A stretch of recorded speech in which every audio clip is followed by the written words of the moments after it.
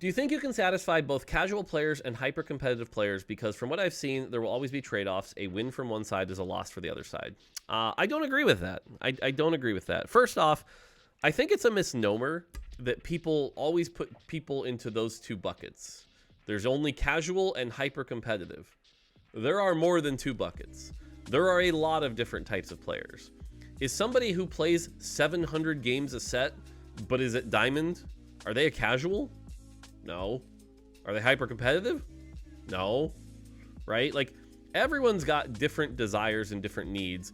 And I understand the human desire to simplify things and, you know, take something complicated, which is the human condition, and simplify it into A or B. Just look at politics. But the reality is, that's not how humans operate. Humans are all over the place. They're a spectrum. There's all different tastes and things like that.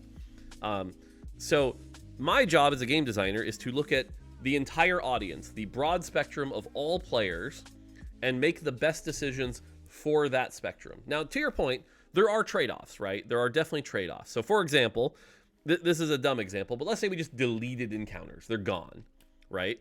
For some competitive players, they'd be like, fuck yeah, game's way better. Obviously, the trade-off is a lot of players would be like, this game's boring. You know, that is a trade-off. You're absolutely right. But there are some decisions that don't have trade-offs, right? The new item UI, that's just good for everybody, right? I think if you look at the remover change, where everyone gets a remover on PvE rounds, yeah, from a mechanical standpoint, there are trade-offs, but overall, I think everyone has kind of come to agree over time that, like, that was just a good change. Having a remover for everyone seems good. Everyone seems happy. You know, there's some changes coming next patch where if you get two of the same item, you get a Reforger. I'm guessing that one's going to be another, like, solid win, right? And so I think there are definitely changes out there that we can make that satisfy a lot of people. Now, even those examples I listed as good probably have like a 97, 96% hit rate. There are probably some players out there that are like, that was stupid. You ruined the game.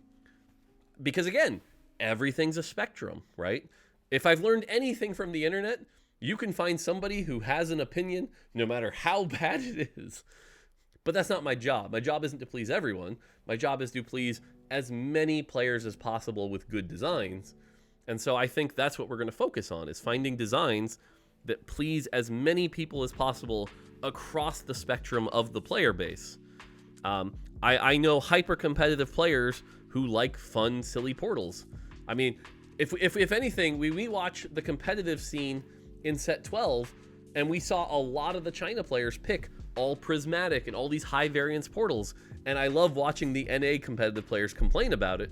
But that's the truth, is that, are you going to tell me the people who win worlds in China aren't competitive because they don't like what you like? Come on. So my advice to you is, first off, stop thinking of it as casual and hyper competitive, and start thinking about it as just, there are lots of player preferences out there. So, yeah.